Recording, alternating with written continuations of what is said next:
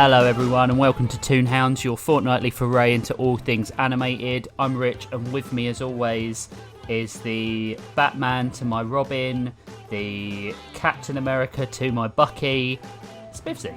I'm always curious what I'm going to be this week. Yeah, because I never tell you about it before we start. But I made you the alpha this week. Yeah, you did, yeah. Yeah, because I normally don't. I normally try and get a laugh out of you. Yeah. not like that. How the hell are you? Yeah, not an alpha in a no, Andrew in a Tate type of way, but in the alpha in the relationship. And not in like a fan fiction sort of way either. No. Those are quite different things. Yeah. I'm all hopped up on caffeine. I'm fantastic. Oh, I've had good. 3 cups of coffee since 7 o'clock this morning. Oh man, I am so ill at the moment. I'm having some investigations done at the hospital and some scans and stuff. I cannot eat solid food. Oh shit. So yeah, literally. So I can't have caffeine, I can't have sugar, and I'm on meal replacement, like milkshakey type things that are really high in protein. But yeah, so on the plus side, I'm very svelte at the moment. Yeah, and you're going to be all hopped up on protein. You're going to be like lifting shit. You're going to be huge. Well, I'm not in a position where I can do any exercise at the moment. So even for the last 4 weeks, I haven't been able to do any running. Like I've been pretty bad, but so I'm not hopped up on caffeine. No, you're not. And I'm having to get up about 4 times in the night to go to the toilet. So it's not great, no. I'm not hopped up on sleep either. So we'll see how this episode goes. But this week, Spiv and I are doing violent superheroes. Yes. Violent superhero media, but in this form, obviously cartoons, because you know what you're here for. You know, you filthy. The animated medium. Yeah, exactly. But we picked 2 things that Spivsy had never seen before, which I'm really glad about, and one I hadn't seen because I didn't even know it existed. No. So both Amazon Prime productions. Yes, Amazon the originals. boys, both Seth Rogen and Evan Goldberg. Yeah, because Seth Rogen is just like doing side quests and making improvements on comic books from his childhood. Man, I mean, he's doing the Lord's work. Like the thing, like Mutant Mayhem, Invincible, this Preacher, but also like we have gone on record of saying that Preacher's not as good as people say it is, but the show is. Yeah, the show's fantastic. The show's fantastic. Preacher the comic book is occasional issues of really good content and then 40 issues of either nothing happening or really weird political ideas. Or women without any agency. It's not great. It's not great. No. It's a Garth Ennis comic. Yeah, the thing is, the weird thing with Garth Ennis is that I really like his Punisher Max run. I think that's the only good thing he's ever made. Yeah, I agree. I was just about to say that. The arguments that occur on Reddit all the time about how good Garth Ennis is. It always ends up being Punisher is good and about half of Preacher is good.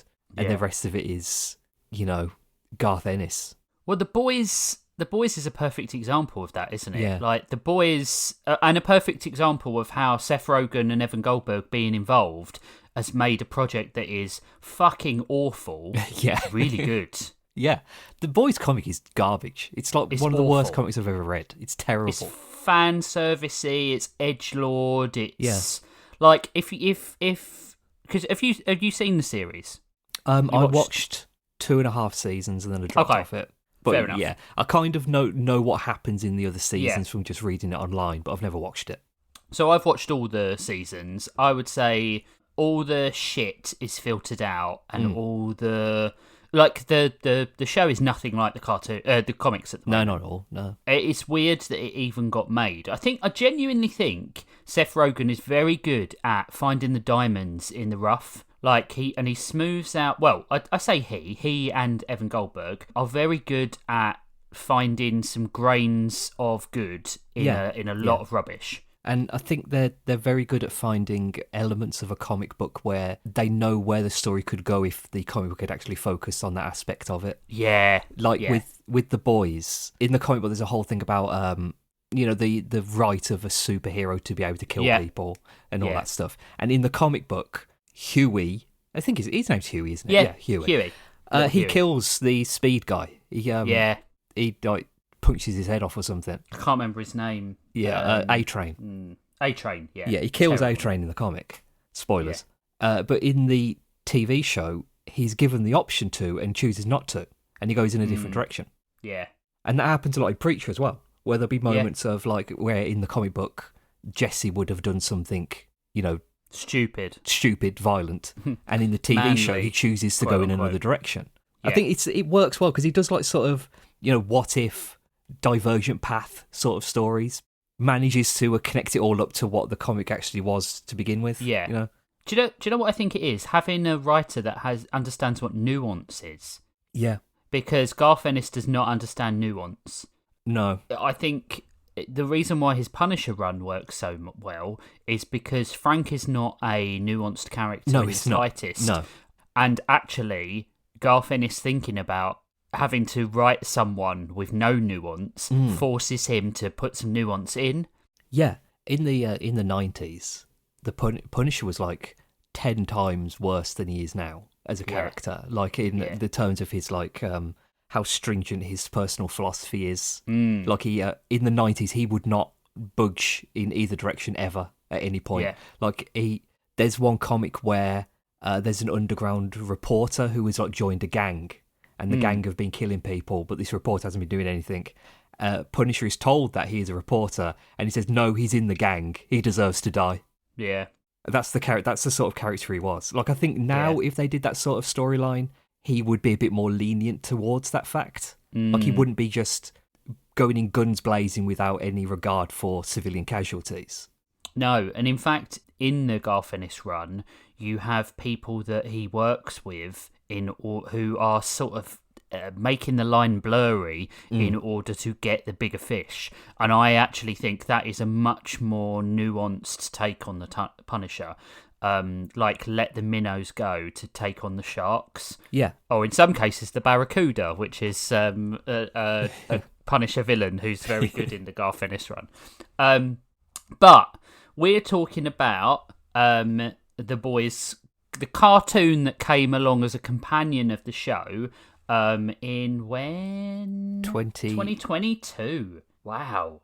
I'm not sure as to the canonicity of this series. I don't know where it actually fits into The Boys or if it does it all, but it's kind of just like tales from the universe of The Boys. They described it as like an animatrixy type thing where there are certain ones that are canon and certain ones that aren't, inspired by, supporting of, those sorts of things, but not necessarily to see that everything is canon in the universe. Because it couldn't possibly be. No.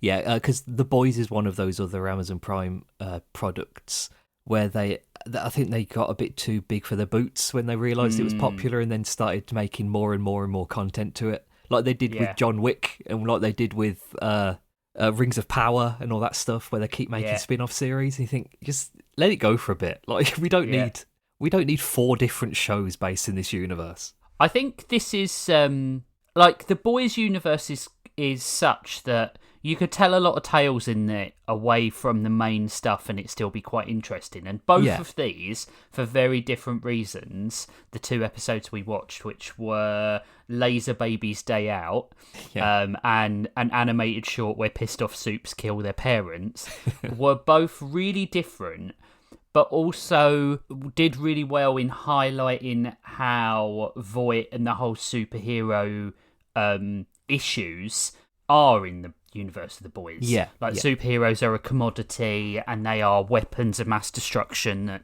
are owned by a corporation who is basically Palantir or BlackRock or one of those sorts of big companies. But like there were a lot of people who worked on these stories as well. You've got like Garth Ennis worked on one. Did he work on any more than one or did he just work on one? I don't know. He wrote the one that was based on the comics, which is the 3rd one. But you've got Elliot Glazer, Andy Samberg wrote one, wrote the Korean themed one. But like, there are so many voice talents on this as well. Like Carrie Payton, Andy Samberg, Don Cheadle, John DiMaggio. Yeah, the one we watched today has got Kevin Smith and Christian Slater in it. Yeah. Christian Slater's really good in this. Yeah, he is. Yeah, Ben Schwartz. Yeah, Ben Schwartz is in quite a few of them. Yeah, the proper people in to do the voice acting, which I do. I usually appreciate it, but sometimes it ends up like Marvel What If, where you find out that somebody who is a good actor isn't necessarily a good voice actor. Yeah, these ones though, apart from the obvious person, I don't have a problem with any of the voice acting in these. I think they're all really good. Yeah. It helped that Laser Baby's Day Out was done as like a classic Looney Tunes 1950s silent comedy sort of really clever thing, where the voice acting didn't really come up. It does say that Ben Schwartz plays the main scientist character, but I don't remember him saying anything. I think he might just be like vocalization. They made the noises. Yeah. They made the noises, which is really cool. So we didn't discuss who's going to talk about which one. Oh, it doesn't really matter, does it? All right, we all just talk about. So yeah. I thought Laser Baby's Day Out was really fun. I did as well. I thought it was the better of the two. Yeah, absolutely 100%. Because there was too much Justin Roiland in the second one. It was too much. It was too comedy. Rick and Morty for me. Yeah, that moment where he does the when he's doing the papers thing, and it's his Justin Roiland brand of improvisational humour, which is just him saying the same thing over and over again in a stupid voice. Papers. Like, he's terrible at improv. I don't know why people thought he was good at this. Yeah, the only time that show has been good at improv is the first short stories episode with the door guy and the two brothers. That episode's quite funny, but I think it's more funny because of the people working with Justin Roiland than the Justin Roiland element. And that's not a revisionist history kind of thing, because I quite liked the first, and I still do quite like the first two series of Rick and Morty. Yeah, it was clever at the time. It wasn't like, you've got to be a super genius to understand the humour of Rick and Morty type of clever, like people try to pretend it is, but it was a clever show. But I think it was mostly Dan Harmon's influence. Yeah. Who is like he's very good at writing comedy, Dan Harmon. But basically, in the first episode, a scientist at Voight. Is it Voight or Vought? I don't know. I don't know. Vought? Because it is an OU. Vought, then, wouldn't it? I don't think it's like John Voight. No, that's true. All right, Vought. So Vought have a centre, and this is canon, where they inject children with Compound V in order to trigger abilities, and they sometimes get parents to pay for it. As which a sort of like... God. Was a departure from the comic, wasn't it? I think like the Compound V stuff was like, it was made... I think it sort of is a similar thing in the comics. Like, they did have like superpowered babies, but I don't remember what the like context behind it was. No, but I'm pretty sure that the Compound V thing was made up for the show. I think so as well. But I only got about a third of the way through The Boys before I was like this is absolute dirge. And I tried to read the Wikipedia article on The Boys, and it's just so densely boring that I'm just like, I can't read this. It's just I couldn't pass it. I couldn't move any sort of needle where it came to that. But in the show, Starlight is one of these characters that has had Compound V. Their parents bought Compound V so that she could be a better version of herself. Which I feel like that is exactly what would happen if you had a all the rich people would have superpower kids. Yeah, they would. It would be like Nepo heroism. You'd get that sort of like disgusting sort of like subclass form. But so this scientist at Vought is working in the Vought Adoption Centre, and it's his duty to test the children and find out whether their powers are useful or not. And he is working with a... If they're not useful, they are taken away and disposed of. Yeah, although he doesn't know this at the time. because he's a good person. He just thinks he's helping these kids. But because these kids are as well, they have been abandoned by their families. Yeah. For having shit powers. So, which sort of does lean into the next one as well. It does, Shit powers are now not, they're not able to be adopted, so they're just kept on a ranch, essentially. Yeah, pretty much, yeah. But yeah. It's like that, the space station in Lower Decks, where they put all like the transporter malfunctions people. Yeah. Because, what's his name? Boimler's down there for a little bit, isn't he? Yeah. Is he half phased? Yes. Yeah. Boimler. Yeah. I'm going to admit something. I haven't watched like the last 2 seasons of Lower Decks yet. I haven't seen the last one. I was going to, but it's. I don't think they put it on Amazon Prime, and I got set. I'm not paying for Paramount. Are you insane? Yeah, Paramount Plus. I'm not paying for that. No. I just bought them on because you can get them physical media. Yeah. But yeah. So this particular child that the scientist is working with, does the scientist have a name? Simon. I don't know if they say that in the episode or if it's in like the credits or something, but the Wikipedia calls him Simon. So right, okay. So Simon is working with a baby who has laser vision, who is just really temperamental and can't figure out how to use it. The ramifications of a baby having laser vision are just insane to me.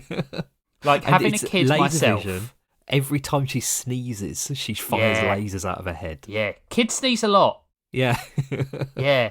But ramifications of a kid, like I have a kid.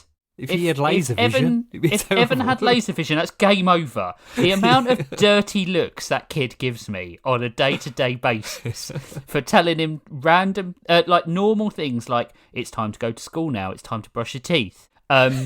Please don't laser people. Please don't laser me for saying that you can't play with your cardboard box that you've made to look like a spaceship anymore, which is the current thing.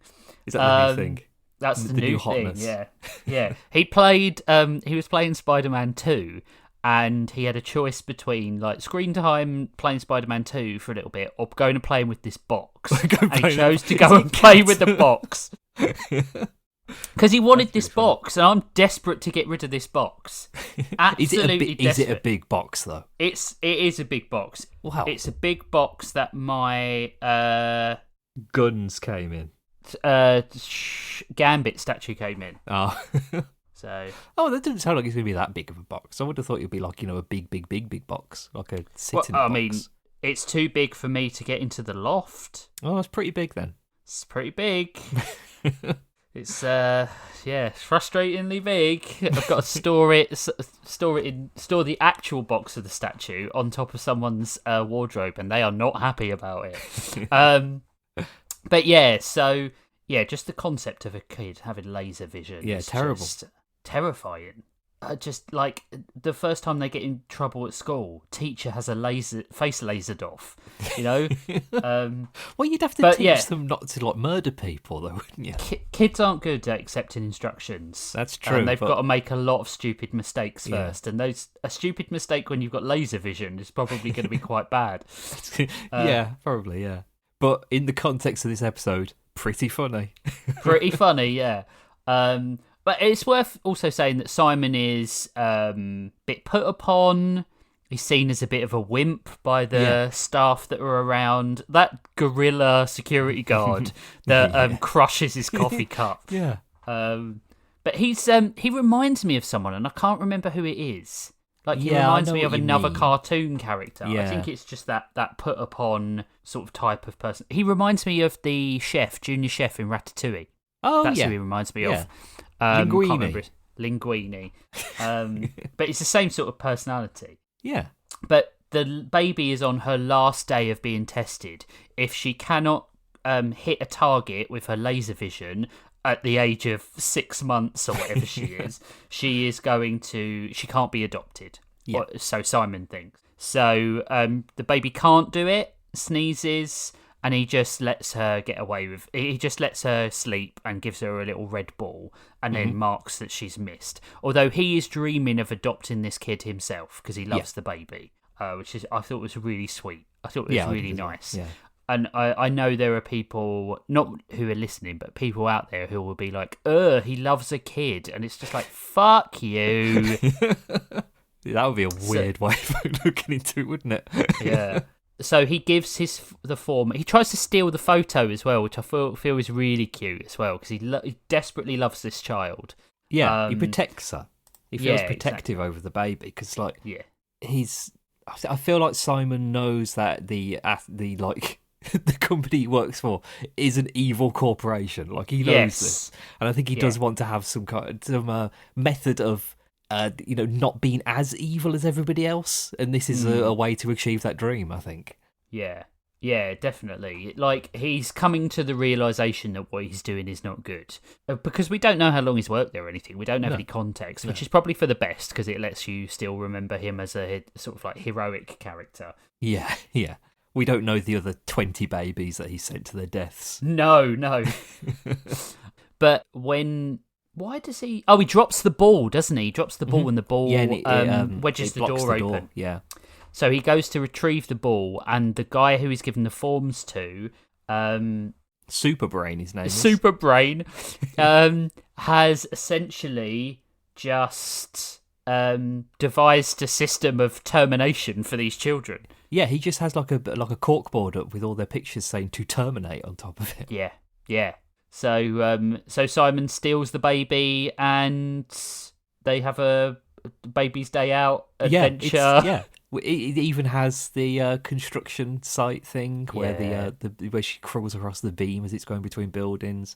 Very Mr. Magoo. It's got the. They go to a zoo in Baby's Day Out, don't they? They do go to a zoo in Baby's Day Out. I only remember all I remember from Baby's Day Out is the poster. The baby in the back of the cab. Yeah. All I remember. I remember the baby looking like Baby Herman from Roger Rabbit. Yeah, yeah. That's all I remember, because a baby has to have that little bow with that stupid little bit of hair on top, apparently. It is crazy that Baby's Day Out is not an animated movie. Yeah. Why is that live action? It's so weird. There's no reason for it to be live action. But essentially, all the guards are sent after, security guards are sent after the baby and Simon to kill them.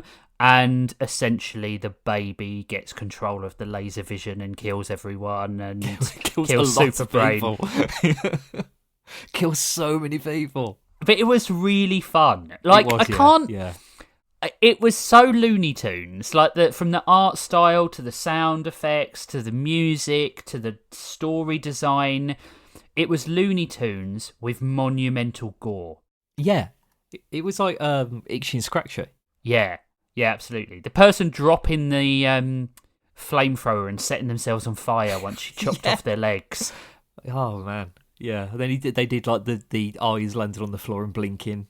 Yeah, it was so much fun. It was really good. I thought it was really funny when the balloon salesman got just demolished by that truck. Yeah. That's the thing about The Boys. You always feel sorry for the people, the random bystanders. There's that episode of The Boys, isn't there, where Homelander lets the civilian jet, the passenger jet, crash, and I was like, there are people on here, like, in a way that you don't feel when you play like Grand Theft Auto or something like that. But yeah, it was really good. And then they end up together, but they end up killing all the Vought security guards that are after them in comical ways. Yeah. It was really good. Yeah, and the laser baby is from an episode of The Boys. It's really in the first season.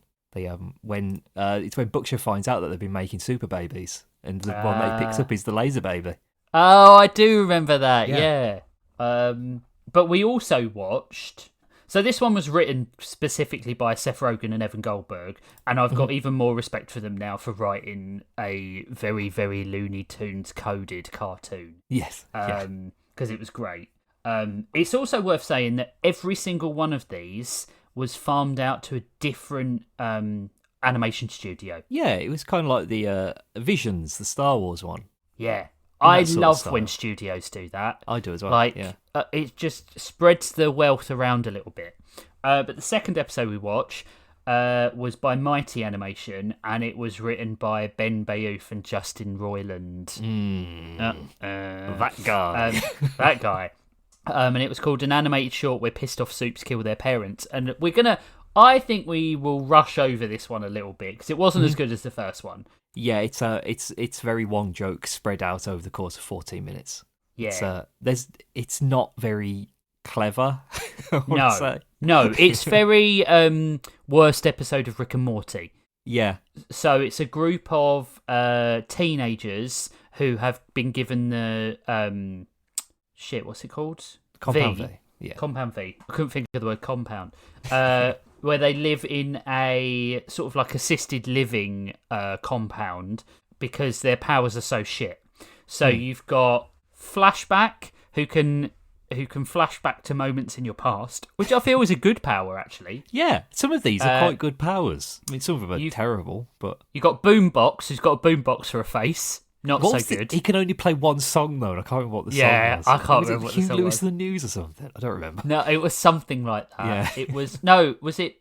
Damn it, I can't remember.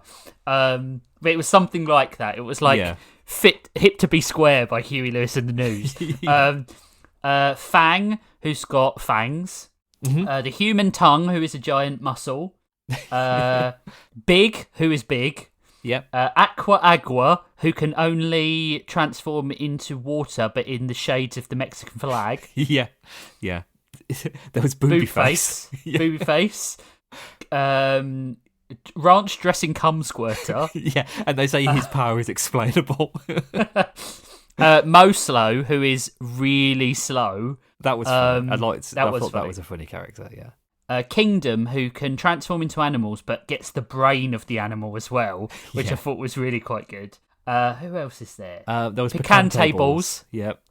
Who can melt anything with his testicles, and the main character Ghost, who is a ghost. But she can get hungry. She can get hungry. That must be awful. So she's always feeling hungry. So basically, the team of kids get together and decide that they're going to get revenge on their parents. Yeah, because they find out that they were given Compound V. It's when kids. It's when it gets like revealed to the public, and they realise that they were abandoned because their parents had injected them with this stuff, expecting really good superpowers, and then didn't get them. Yeah. So they say, "Time for a fucking family reunion," and go and slaughter their families. There is another member of the team who narrates the episode. Christian Slater's the narrator, who can only talk in narration. I don't know what that power is, really. No. But he's very crash coded. Yeah. He's very Space Danger coded in that he has to say what he's doing. We did get there first. We got there first.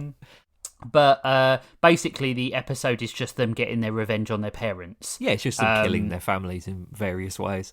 It's funny in places. Yeah, it's not as good as the first one. I thought the most memorable one was Mo Slow killing his dad by very slowly strangling him. I thought that was fun. That was clever. While his dad slowly pieced together what he was doing. Yeah. I thought the Mo Slow gradually stabbing her dad in the face. Yeah. While Ghost pretended to hold the knife was quite poignant. Yeah. And then at the end, basically, Homelander and Vought turn up, and Homelander kills everyone except for Ghost. Yeah, because who can't be killed. Yeah.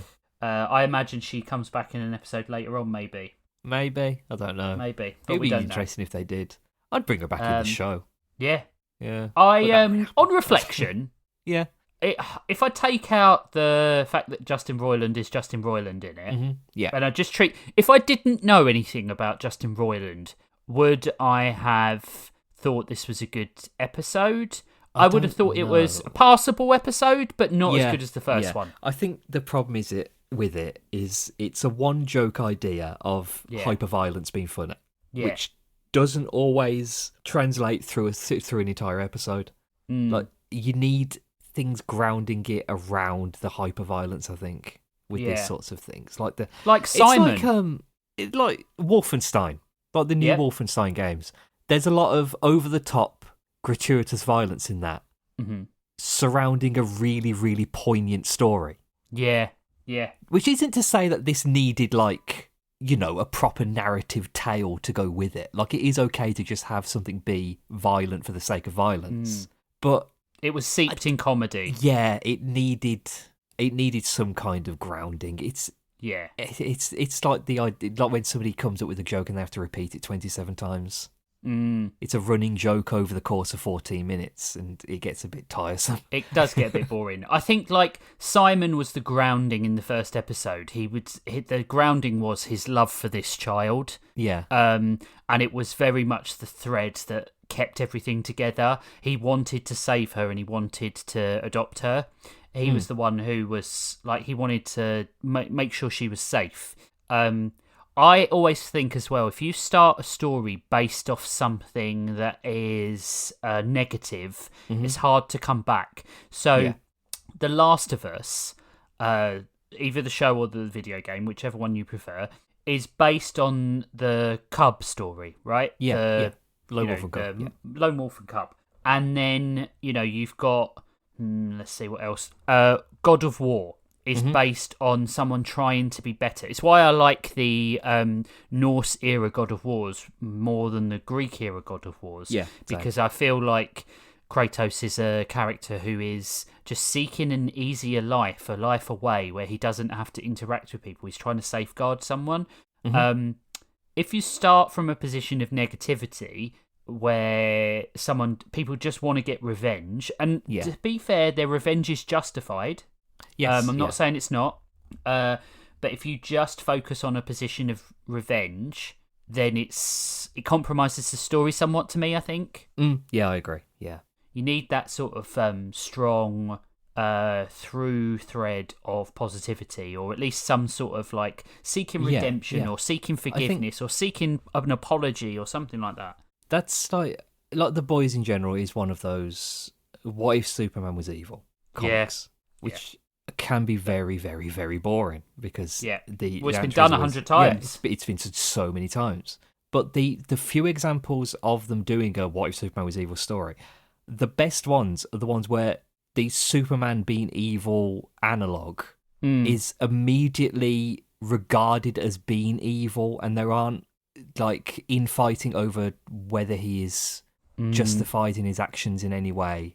Yeah. And it's more about the other superpowered people teaming up in some manner to try to stop this new threat. Invincible's like it, but Irredeemable, that comic. Yeah. Where the I can't remember what his name is. It the Jupiter or something? Is something like, I can't remember his name. It's like Saturnian, maybe. I don't remember. But like the Superman XP in that issue is so bad that it causes all of the villains and the heroes to team up in some manner in order to take him down. And it's a much more interesting story from the point of view of everybody else, rather than it just being, here's 52 comics of the worst person on Earth murdering people, which is what The Boys ends up being. It's just like a constant stream of the worst possible people just doing crimes, and it's boring.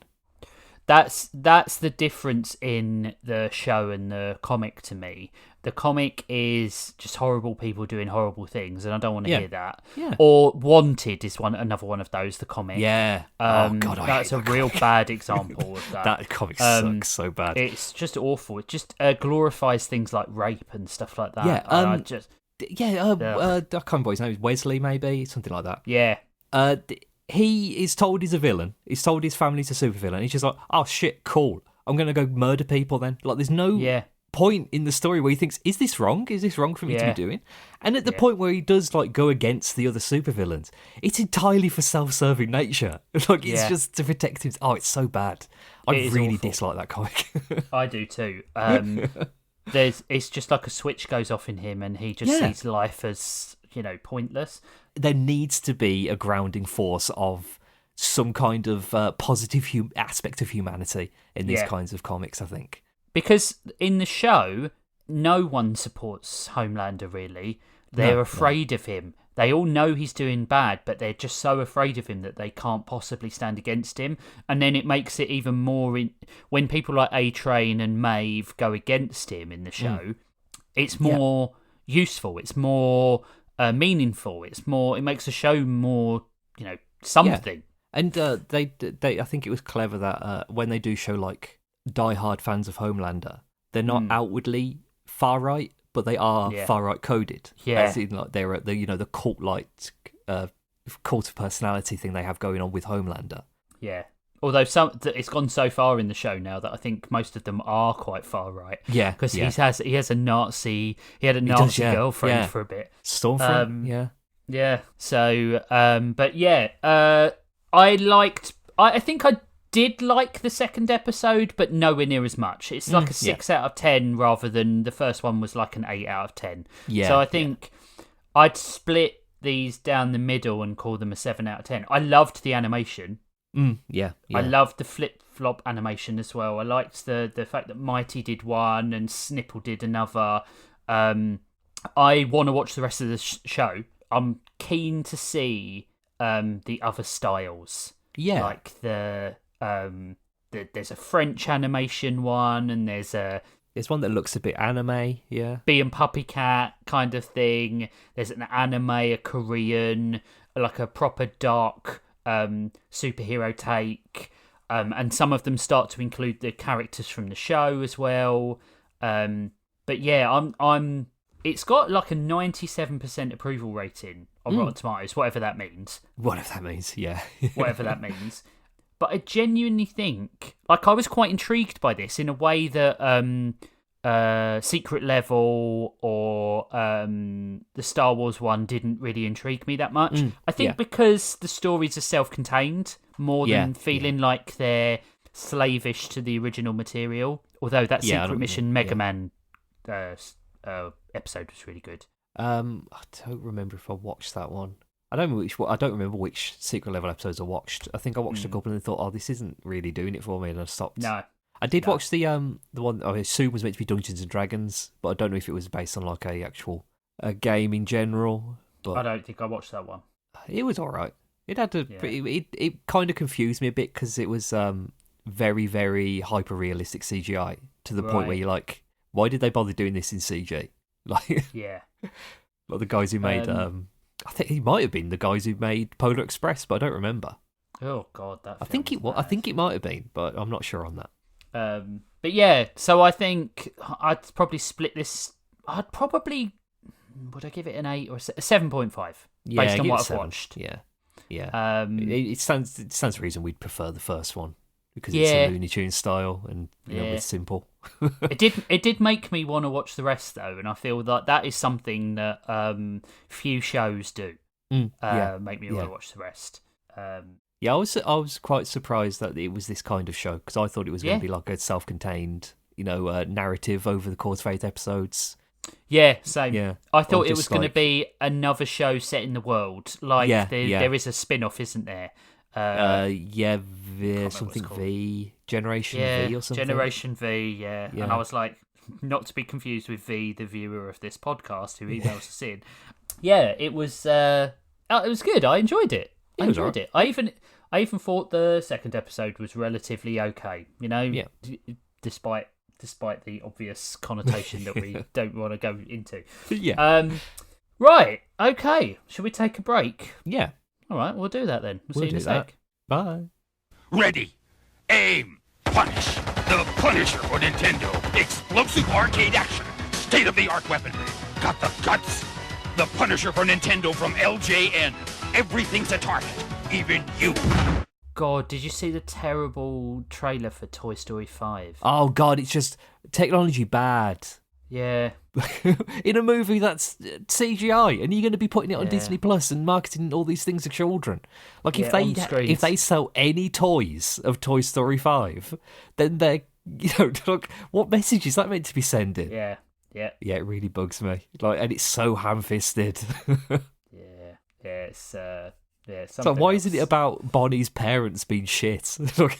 It's their fault that she's got on the screen all the time. Yeah, that's what it should be. That's exactly what it should be. But I have said for years that the last Toy Story movie needs to be the toys revealing themselves as sentient to Bonnie. Yeah. That's what it should be. It should be like a human-toy relation movie. It should be like a civil rights thing of toy rights. It shouldn't be this bullshit about technology. Yeah. It's it didn't look good at all. No. It really didn't. And there's still people saying, like, oh, it looks better than I expected. No, it doesn't. No, it doesn't. Also, how bad are your expectations? I mean, I didn't think Toy Story 4 was that bad. All things considered. No, but I don't think it was bad, but I didn't see the necessity for it. No. It should have been, if anything, it should have been a half-hour long Christmas special or something. Yeah. Oh, it's Toy Story 5 is like their 40th movie. It's ridiculous. Pixar's? Or Disney? It's their 31st animated feature for Pixar. Oh, God. Are they including, like, the shorts in that as well? Oh, I don't know. It just says it will be Pixar's 31st animated feature. No, I think with the shorts, they'd be on, like, 100 by now. There's so many shorts. I mean, like, the half-hour ones they put out. Yeah, maybe. Yeah. Not the ones before the films and stuff. Yeah. Welcome back, everyone. We're talking violent superheroism. And there is, I would say, nothing more violent than the world of Invincible. A comic and show that is quite dear to me. The comic I have read all of through twice, which is something that very rarely happens because it is quite a long series. Invincible. I don't know when the comic series was published. Really, that's not really relevant though. 2000s, I think. It was after, early 2000s. Yeah, it was after he'd started doing Walking Dead. Oh yeah, it was definitely after Walking Dead. Yeah. So it was created by Robert Kirkman with originally Cory Walker, and then Ryan Ottley, who just is one of my favourite comic artists. I really like Ryan Ottley. But Cory Walker's designs were he was the original, the Kirby of this sort of universe. And this universe has spawned another couple of other superhero teams and comics and stuff like that in the Image universe. Yeah. So really, how would I say this? Batman Beyond coded. Mm-hmm. So almost like a Superman and Spider-Man analog mixed together. You can see the influences from the Superman, Batman animated series of the 90s, which has kind of bled into other, indie superhero comic books. Mm-hmm. Like Radiant Black is very Invincible, which in turn makes it very Batman Beyond. Yeah, which makes it very Spider-Man. Yeah. Because I think Batman Beyond is far more Spider-Man than it is Batman. Mm-hmm. Yeah, I can see that. Yeah. I think the teen superhero code lends itself to Spider-Man.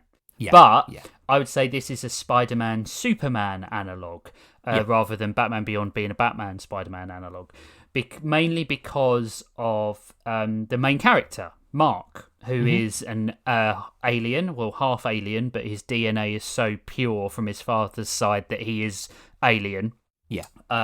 Who is a indestructible or seemingly indestructible superhero who calls himself Invincible. I want to say, before we start talking about the episode, this is possibly one of my favourite voice casts of all time. It's really good. It's really good. It's really good. Sandra Oh as his mum. You can tell she's one of my favourite characters in the show as well because she's so good. Yeah.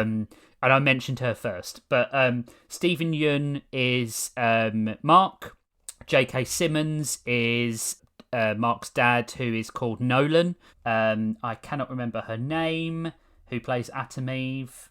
Gillian Jacobs. Gillian Jacobs, yeah. Gillian. Is it Gillian? It's Gillian. Yeah, it's Gillian Jacobs. Yeah. Wow. I know. Yeah. That's a choice. You've got Amber, his girlfriend, who's voiced by Zazie Beetz. Yeah, we got Jason Mantzoukas is in it, and it's always good to hear Jason Mantzoukas in anything. I mean, if you have to continue watching this because Rex is such a good character, and he goes on such a good arc. You've got Walton Goggins is Cecil, who is the director of the facility that looks after the superheroes in this universe. You've got Ross Marquand. Yeah, I was going to say Ultron himself, isn't it? Yeah. You've got Carrie Payton, who's in loads and loads of stuff. He voices Black Samson. Ben Schwartz is the Shapesmith. You've got Zachary Quinto. Seth Rogen is in it as well. Loads of people. It's like they just went into like the Hollywood Boulevard and went into every studio and said, "You come with me." The real strength of this show is Stephen Yeun's portrayal of Mark. Yeah, he is. Yeah, it's so good. It's how quickly his opinions of his father change at the very beginning of the episode. Yeah, where like it's the sudden realization that he comes to that something is wrong. Yeah, we should prefix this as well and say that there is going to be absolutely monumental, massive spoilers for the first season of Invincible. I mean, come on, this is the last episode. It came out like 4 years ago. I think it was more than that, wasn't it? Yeah, 5 years ago now. Yeah. But also the comic's been out for 20 years. Yeah, I've never seen this show before we did this episode. I know what happened. Like, I don't know how you could be on the internet and not really know, to be honest. No. I mean, they put him in Mortal Kombat. He's a they did put him in Mortal Kombat. And his fatality is something that happens in this episode. Yeah. I'll give some backstory because I feel like, you haven't watched the show, you've only watched this episode, and some other people who might not care won't know. So the show is about Mark's understanding that his father is a superhero, the premier superhero, who is the Superman analogue of the show, Omni-Man. Yeah, who's is a Viltrumite. Viltrumite. So he came from Viltrum and basically fell in love with a woman and had a child, is his story.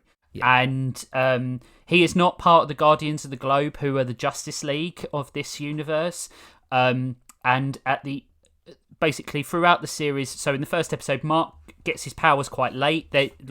Nolan is secretly disappointed that he hasn't developed his powers yet, and he's 17 because he thought that he would be, he would have got his powers quite early. Viltrumite DNA is so pure that you will get your powers regardless of who you mate with.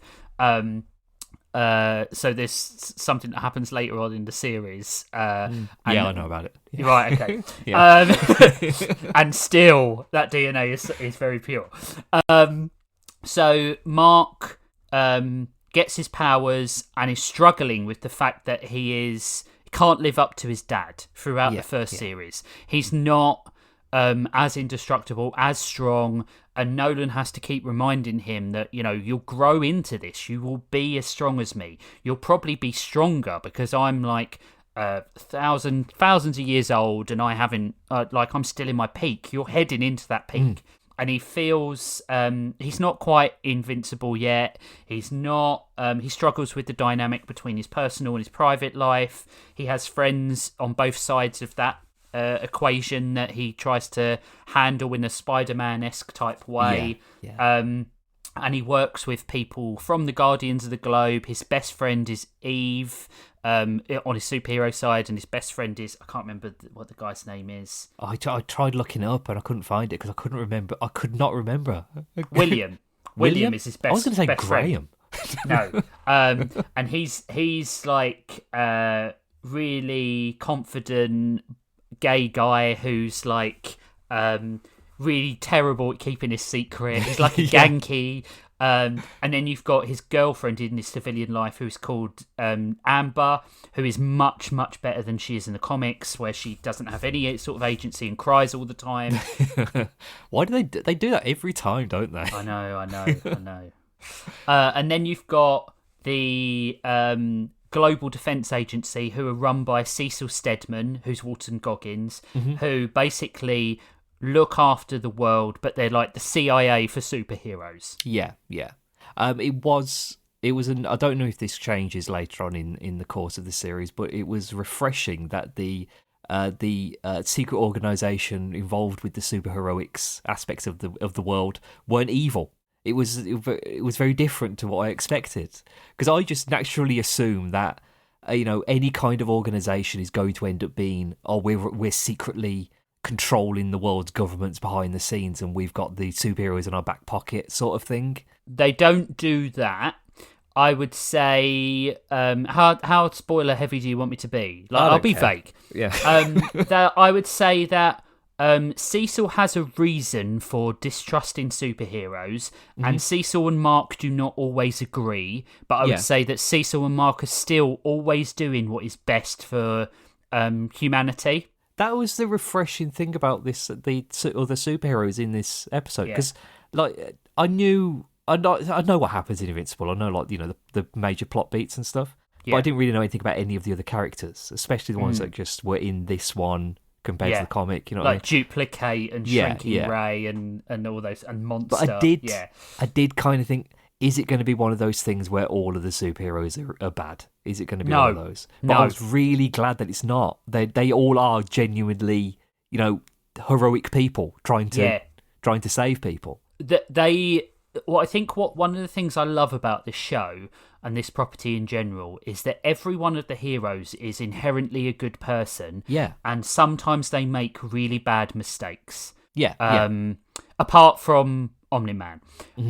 So, at the end of the first episode of the season, Omni-Man kills the entire Guardians of the Globe, the entire Justice League, in about 3 minutes. Yeah. He blindsides them, apart from Immortal, who can't be killed, who's Abraham Lincoln. He's immortal. Yeah, he's Abraham Lincoln. Yeah. But he was like a Celt, who was like, he's Vandal Savage, essentially. Essentially, yeah. So he's existed in various, he fought in the Crusades, he was Abraham Lincoln, he's functionally immortal unless he's decapitated, but then if you put his body back together, he comes back to life. He's really good, but he doesn't trust the Viltrumites at all after Omni-Man does what he does. So throughout the season, the first season, Mark is struggling while Omni-Man is struggling to keep the secret that he is evil. Mark. He's a megalomaniacal mass murderer. Yes. Yeah. And Mark has idolised his dad all the way through the series. He wants to be like him. He wants to help him. He doesn't want to be on the Guardians of the Globe either. He wants to be a lone agent like his dad, because his dad is his hero, and always has been. He teaches him how to fight. Sometimes his dad is too rough with him, which is a really big indication of the fact that, like, his dad is not good. Yeah. And he's quite short with him. And then at the end of the 7th episode of the season, Omni-Man kills the Immortal. Just outright pulls him in half. Yeah. And the 8th episode starts with Mark not knowing why he has done this. Yeah. I think it's a good indication of Mark's personality at the very beginning of this, when he's trying to figure out why he's done it. He doesn't immediately come to he sort of like comes to the rescue with his father to try to come up with some explanation for it. Yeah. But he doesn't stick with it for very long. Like, he immediately, the pieces fall into place, and he works out, I do not need to be defending this man. Yeah, he grabs onto him and tries to look at him like, there's a parasite or something like something's controlling you. Because his dad has, like, to have your hero worship shattered in such a bad way, and it is shattered throughout this episode. Yeah.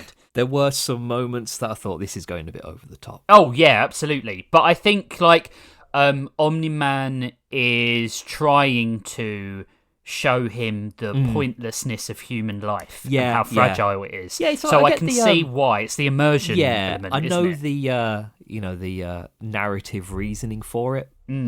But there were some points where it's like, yeah, all right, I get it. Like, he's bad. Yeah. I think, like, for an episode to be... So they're 40 minutes. They're not short episodes. No. That's why I only watched one of them, because I assumed it was going to be like 20-minute episodes, and then it wasn't.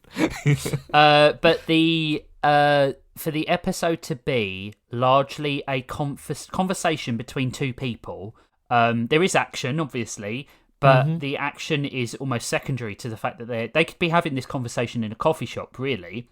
The conversation aspect of it, while the world is going to shit around them, it's a good indication of how powerful they are. Because they're like immovable objects, and the world is just like smashing into them, and they're not moving and continuing on with what they've got going on.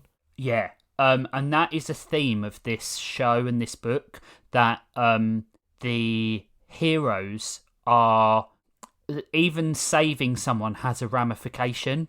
And the stuff that happens in Chicago when Nolan knocks Mark into Chicago and buildings start falling down and the wreckage is felt for seasons. It's not just instantly brushed away. There are people who don't trust Mark after this. There are people who don't trust him because he's a Viltrumite. There are people who don't trust him because he didn't take the battle away from Chicago, even though there was no possible way he could have. There's ramifications, and people don't trust him because he couldn't save anyone from Omni-Man. But there's also ramifications of a personal status of some of the people who were killed in the wreckage of Chicago had families. And that story continues into later seasons. There's that one guy who's related to the other two guys. Yes, the who is voiced by Aaron Paul. See, I know some stuff. Story is incredibly, incredibly sad. Like some of the most emotionally impactful episodes of the whole show. It's interesting to me because in the comic, Nolan almost becomes redeemable, and I hope they don't do that in the show, because I was going to say that I don't know in what way you could redeem this character fully, because that there is a sort of redemption arc over the next couple of seasons. Because I've read it forward. I don't care about spoilers. So I know sort of what happens, but it does feel like this isn't enough. There needs to be some kind of ramification for the amount of devastation that he caused, and I don't want it to just be he was sad for a while. So if I remember correctly, in the comic, Mark exiles him from Earth. He's not allowed to go back. Doesn't he go to another dimension or something? I think he does, with his mum. So they get back together, which I feel I hope they don't do in the show. Yeah, that seems a bit weird. Because he calls her a pet. He says she's like a pet. And Debbie has to look after Mark and another on her own for a really long time, without Nolan being around. Love is complicated, so I could see why, and she didn't know those people, so I can see how in your head you could justify someone being better again. And there is an element of, he has been programmed to think that things are the way they are. But at some point you have there's to a hard be... limit. Exactly, At some point, as a sentient being, you have... If I was told throughout my life that black people were evil, and then I joined a society where black people were around, and I didn't put two and two together, that's not my parents' problem anymore. That's my problem, right? Yeah. That's the way I feel about Nolan. Yeah, and it's not anybody else's. It's not anybody else's problem to redeem you in that fact. No. That is all on you. He's what the show and the comic really do well is show what the illusion of a good person is, as opposed to actually being a good person. Because Mark and Nolan are perfect parallels in that. Nolan is pretending to be a good person. Mark is, and always is during the series, a good person.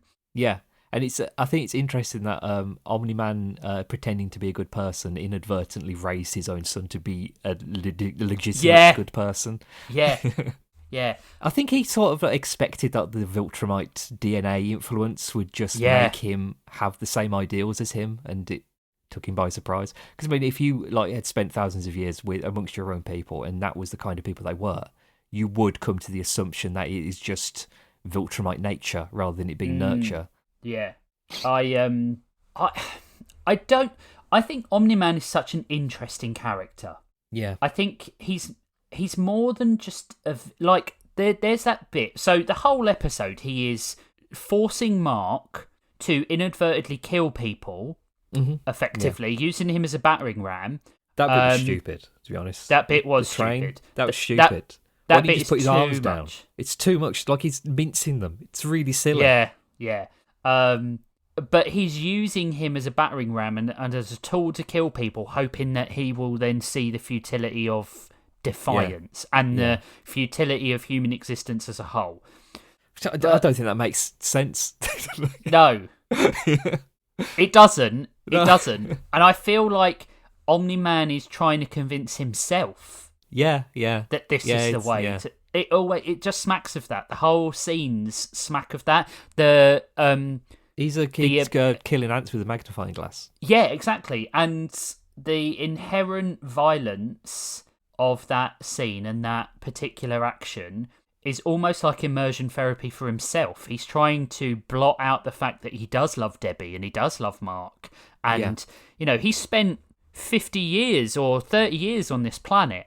He's worked with these people. He's made friends. Like the guy who was sewing the costumes is the guy who makes the costume for Omni-Man, who makes the costume for Mark. He's a friend of the family. I can't remember his name. It doesn't matter. But the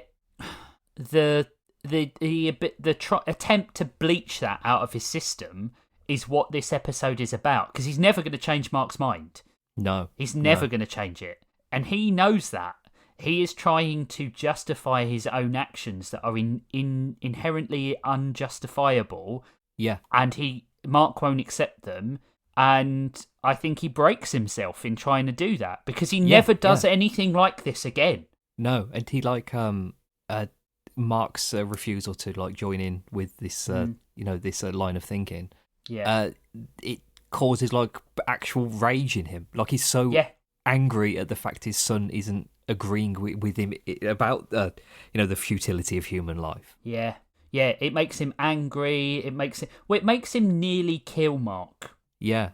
And the bit where Mark is there is some horrible sound design in this, and I mean horrible in the nicest way possible. But when Mark is breathing and his breathing is all wet and pulpy. When he's on the side of the mountain and his teeth are missing. That whole sequence is, for me, one of the best sequences in the show.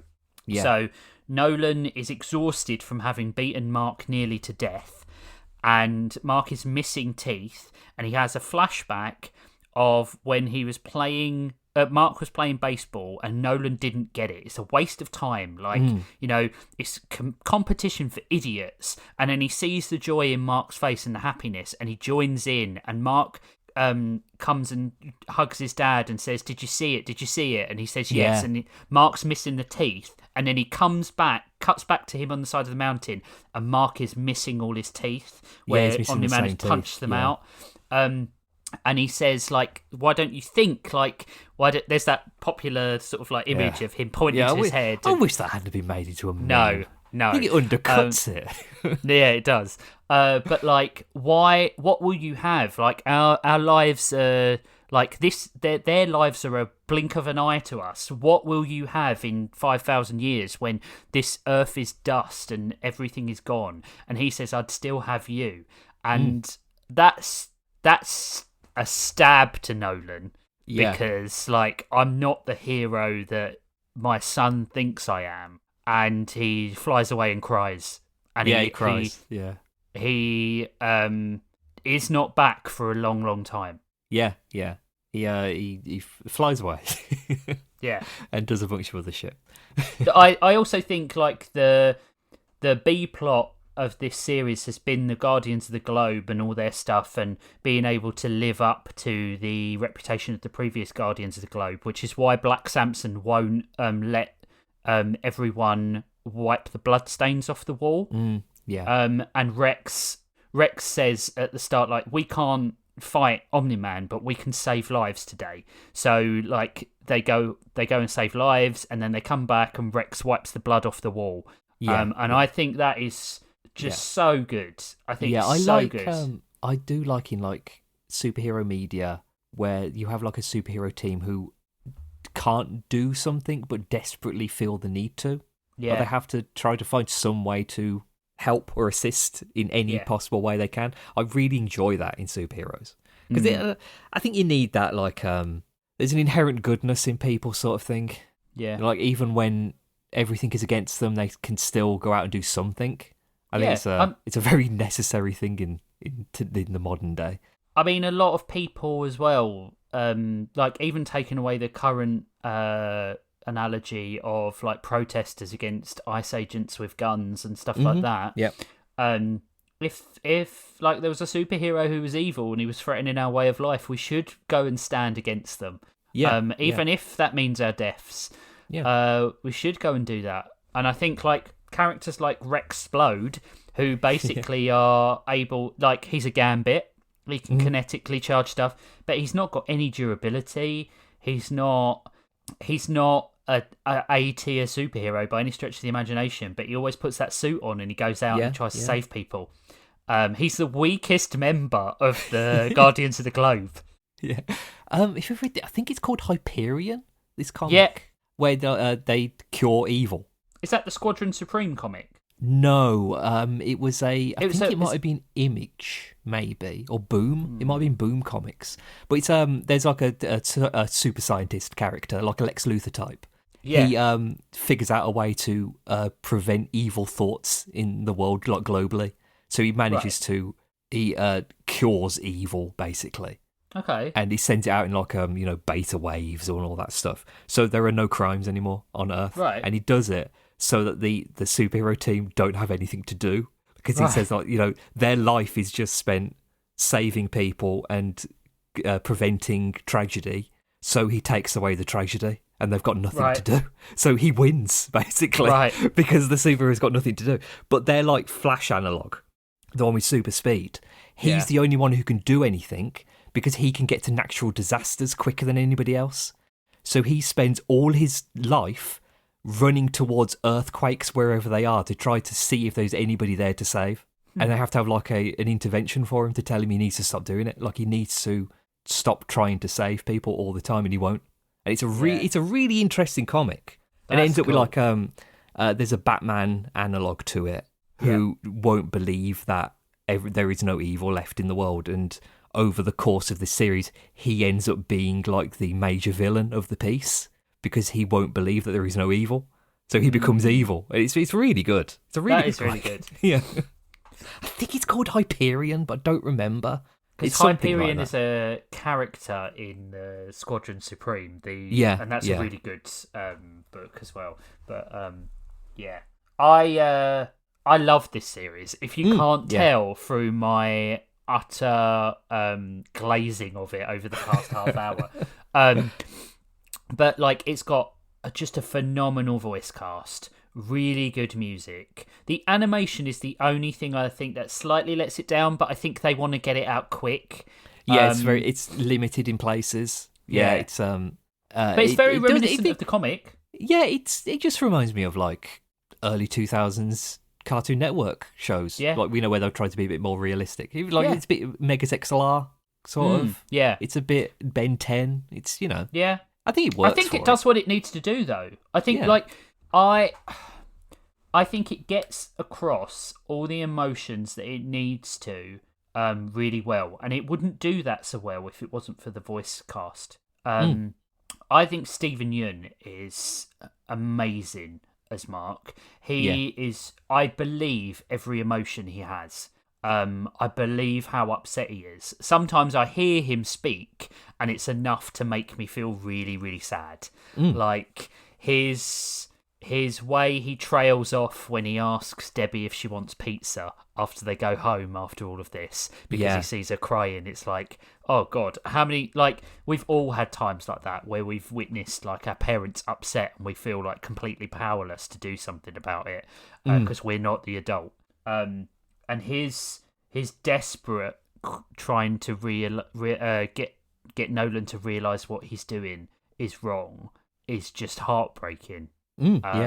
I think it's a phenomenally good show. I would advise anyone to watch it. It gets, if possible, it gets better because you start to know the other characters a bit more. Like Donald, I haven't even mentioned Donald, but Donald is a guy who works at the GDA under Cecil, and he was killed in the last episode, and he comes back as a robot in the second series. His brain is like transferred into a robot, And he then realizes, like, how many times have I died and you've brought me back? Like, am I the same person, or is this just? Oh, that's really clever. I like that. And it's really great. Like, Donald has a whole thing that is like a through line through the series, and he eventually starts becoming a hero. It's like a lot of stuff that they don't really mention in comics. It's like the it's a universe where they have like the where the status quo will shift and change, but they don't go back to the status quo. It's like if like they did what were they called? The Life Story comics from Marvel. Yeah. It's sort of like that, where the things happen and they actually remain and cause extra things to happen, which is it's rare in a superhero comic book, because usually it's like something will happen, you think, well, that's going to be, when the new writers come in, that's going to go back to the way it was. I think, like, with a creator-owned property like this is what Image is really good at in general, but with a creator-owned property like this, you have to stay on message, and it's good that Robert Kirkman wrote every issue of Invincible. He's a good writer.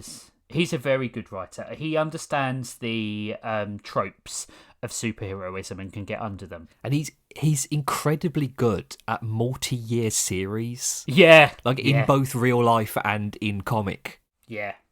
I do think the show is better than the comic. Yeah.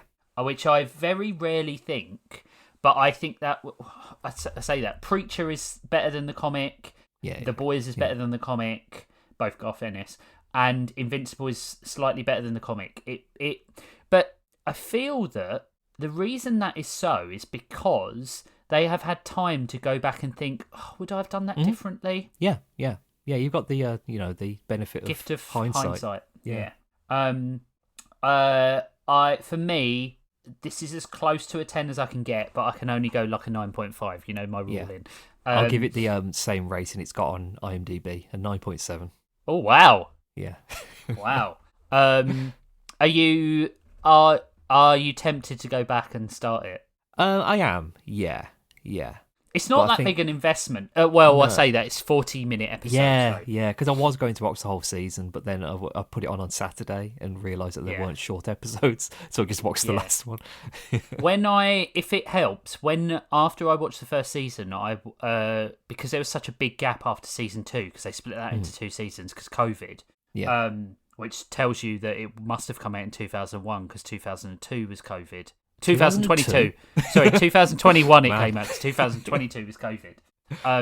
I went back and watched it again before the 3rd season, and I found immense joy in looking at all the bits where it was really clear that Nolan was the villain. Yeah. That's quite fun, isn't it? Yeah. All the seeded things like Donald and the bits with Rex and watching his arc change and all those things.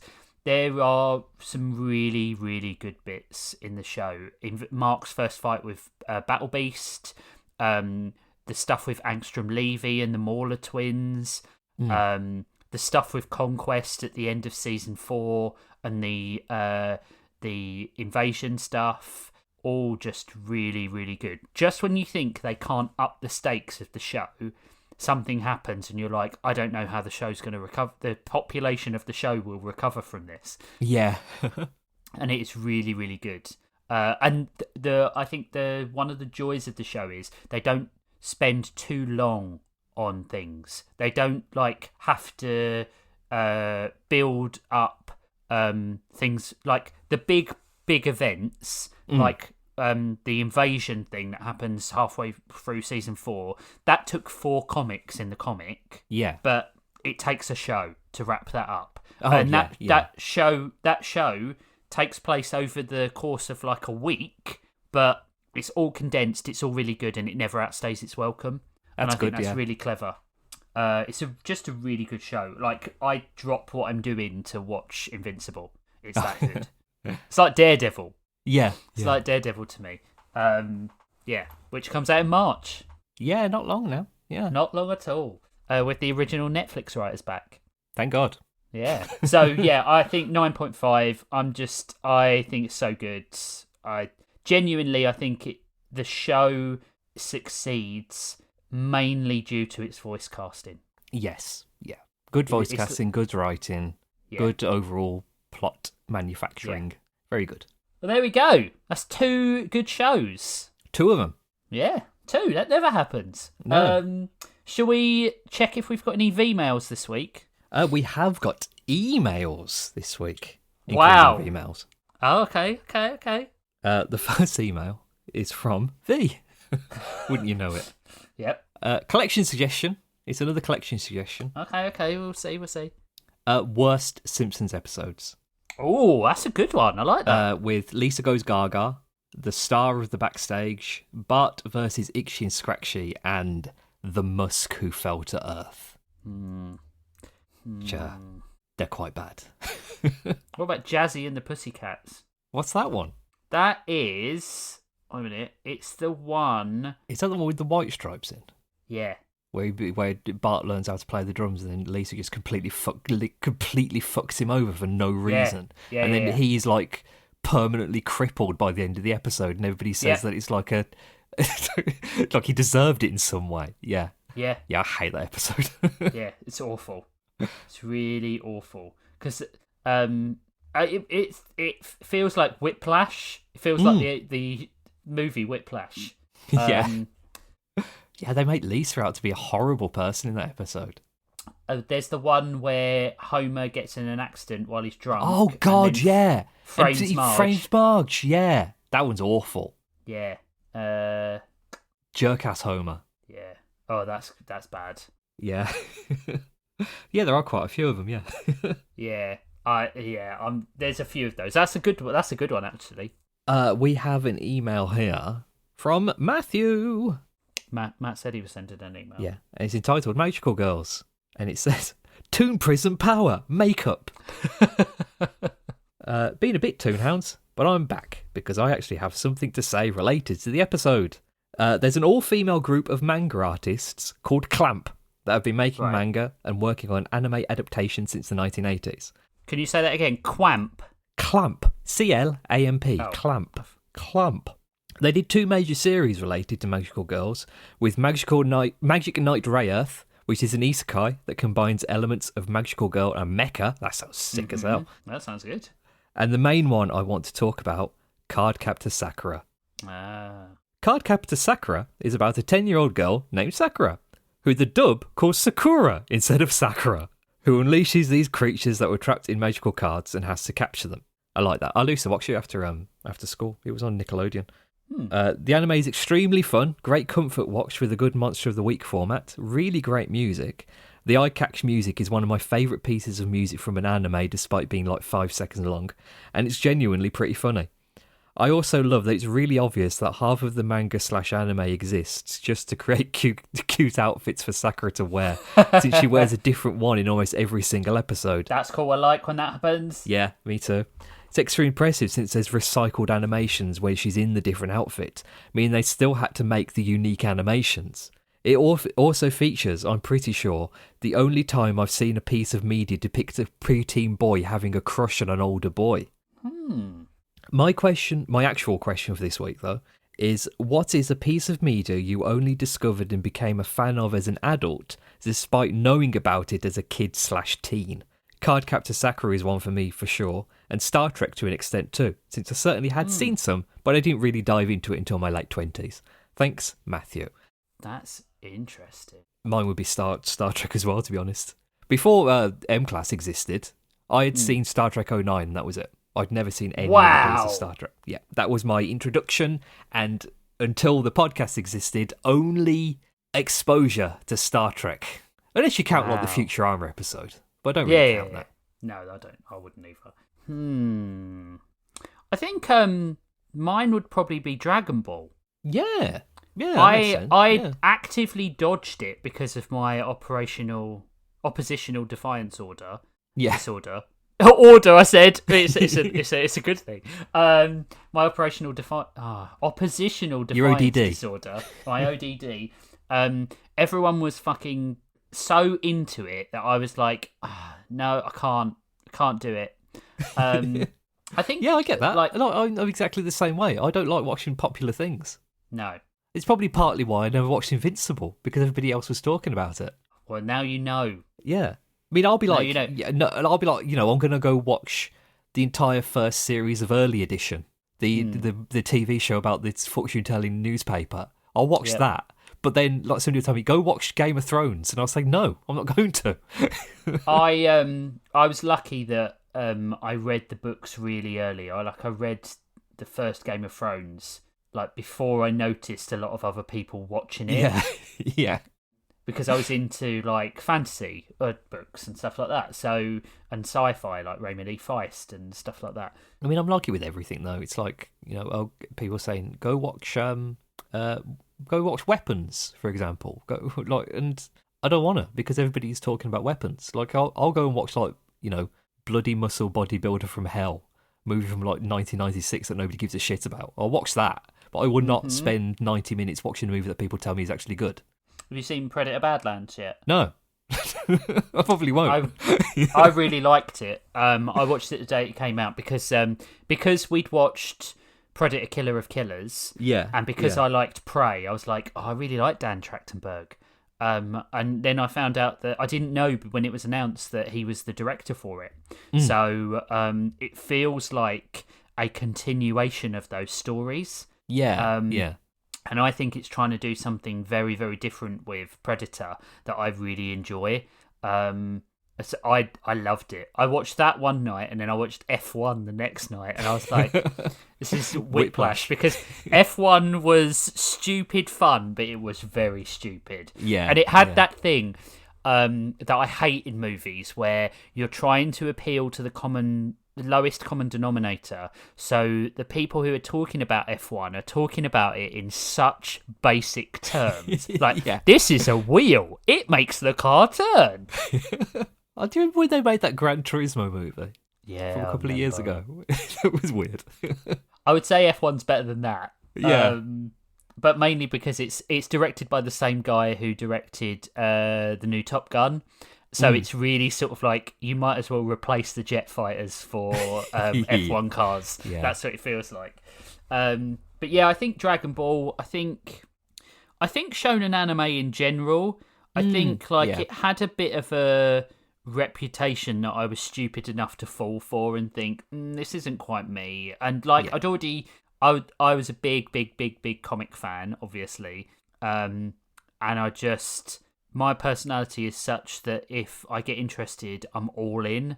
And I can only devote enough energy to a few things at once. Yeah, like if you got into One Piece when that came out, you would have had to get all the volumes, and that's like absolutely 700 books. Yeah, I couldn't do that. I couldn't have done that. So I think it's one for me partially, probably Castlevania, because it was one of those where I obviously knew of Castlevania. But I don't think I ever went through the entire series until I was in my 20s. And then I had that feeling of, I wish I had these when I was younger. Like playing the DS games and thinking, I wish I had these when I was 14, because these are awesome. Yeah. That, especially post Symphony of the Night.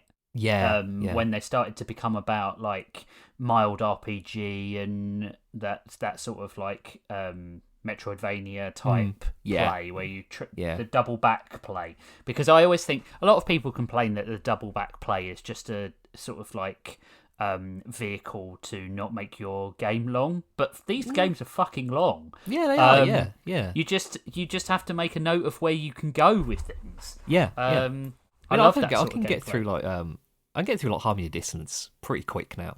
I can get through it in 4 hours. Not world record holder ability or anything, but look, it's just muscle memory, thinking well, I've got that and now I know I can go over there, that sort of thing.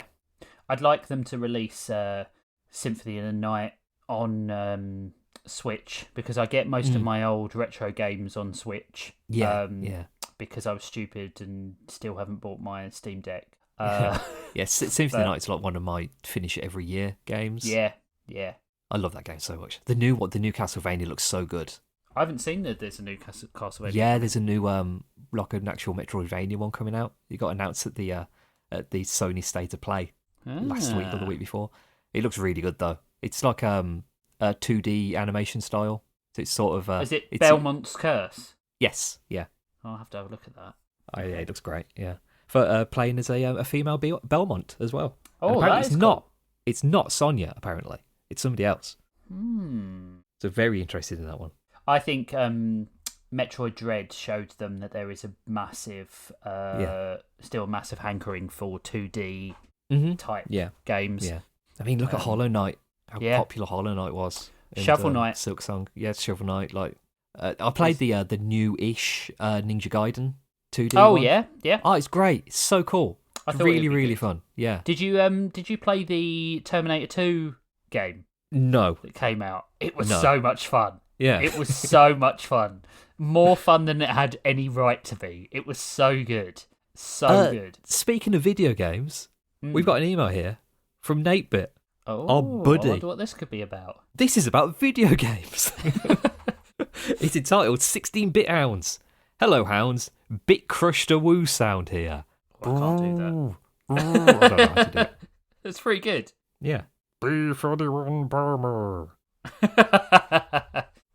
It's time for the new segment I'm forcing into the show. I'll go over some of the video games, modern and classic, based on the tunes you two talk about.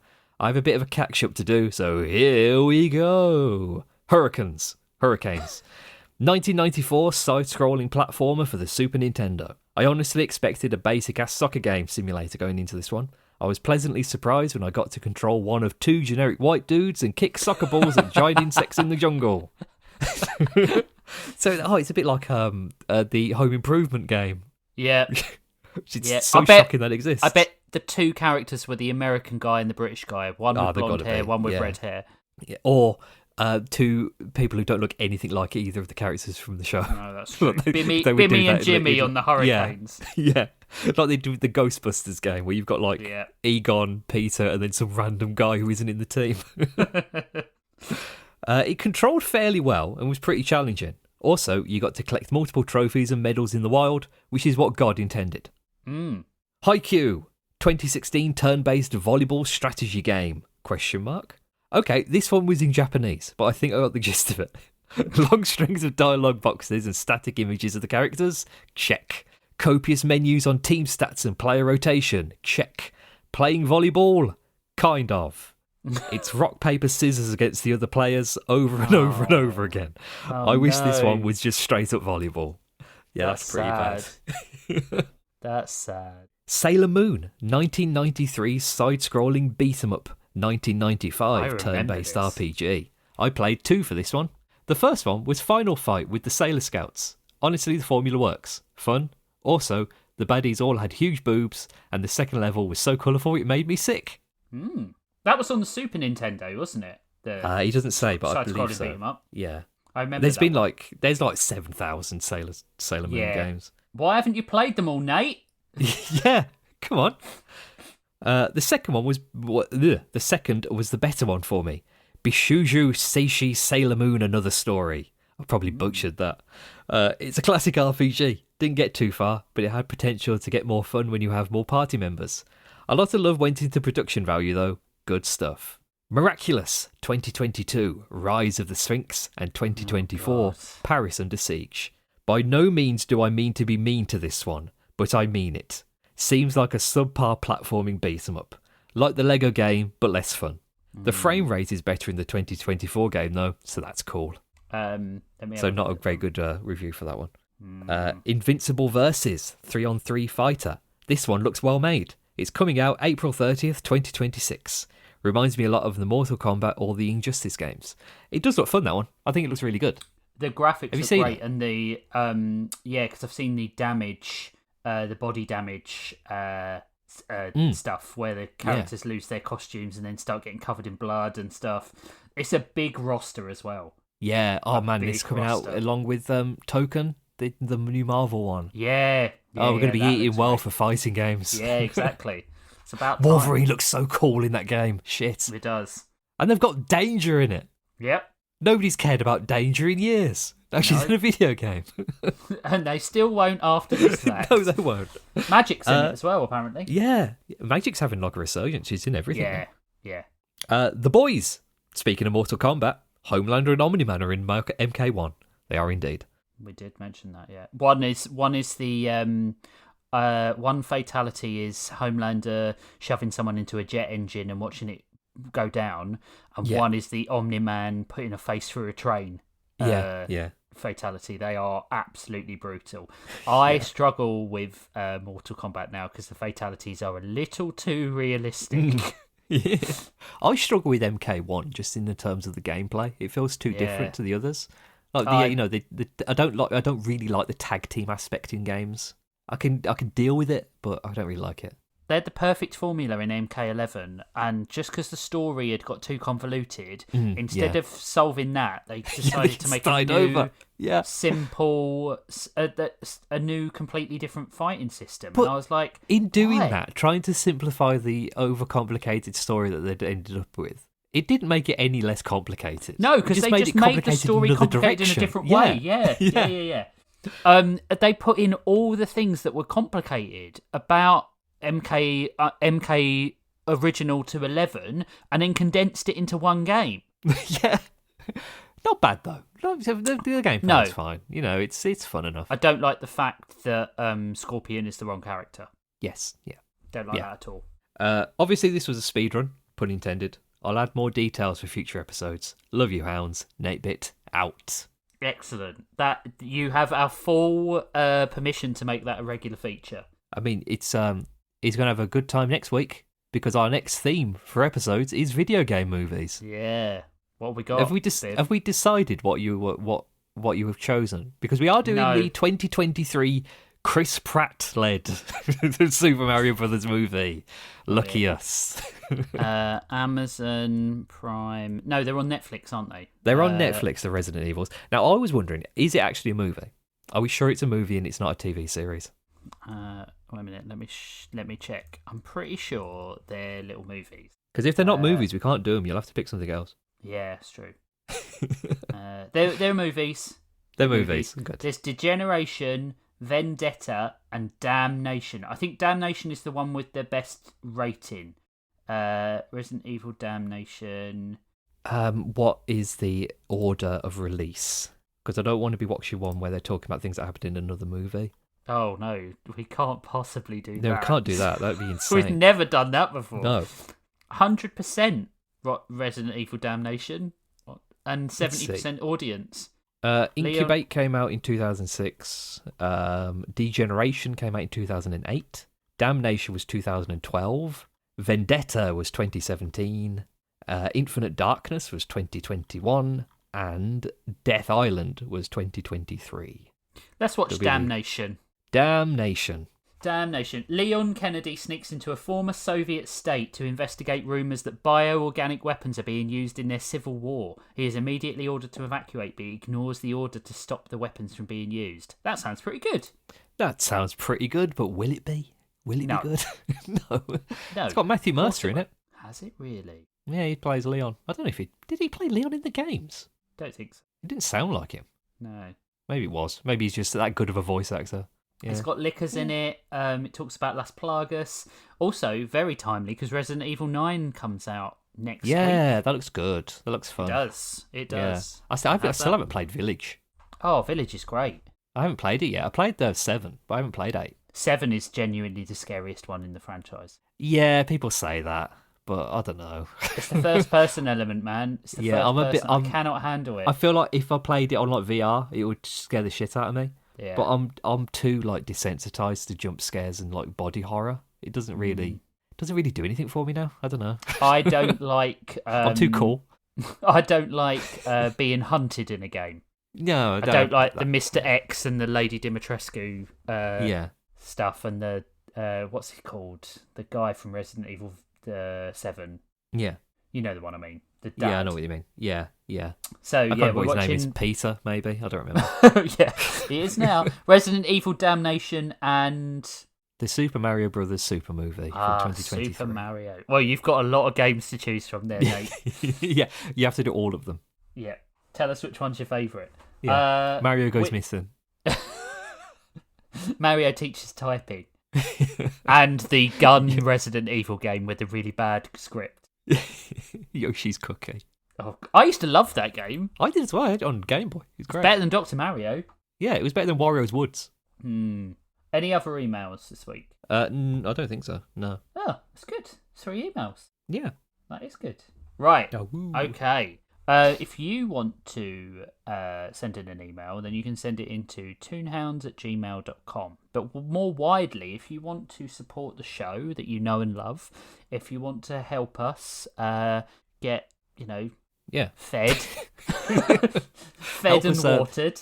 Crack the top 10 most listened to podcasts on Spotify. We've only got about another, 475,000 listens a month to get through. Wow. I think we can do that. But if you want to support that lofty ambition that we have, then you need to head over to patreon.com/toonhounds and support us financially there. You get access to sidecasts. We're doing a Daredevil in the Details today, people. We are, yeah. We're not doing them for as many issues as I thought we were doing them for. No, because you wanted us to do 14 issues. I wanted us to do the next volume, which is what we did with the last one. So we're going to do it on the White Tiger trial, which is issues 38 to 41. I think so. Yeah, something like that. Which has been in Born Again. So we can talk about that and the show.